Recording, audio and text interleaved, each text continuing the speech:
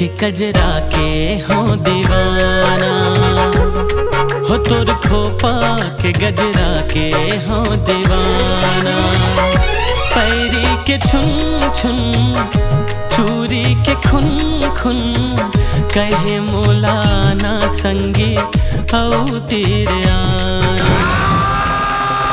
छोड़ संगी मोला ऐसे ते मोहाना, का कही ये देख ले ही ता जमाना। गाए भोरा गुनगुन माया के कोनो धुन, कहते ऐसे लागे मोला ये हो है दीवाना। तोर नैना के कजरा के हो दीवाना।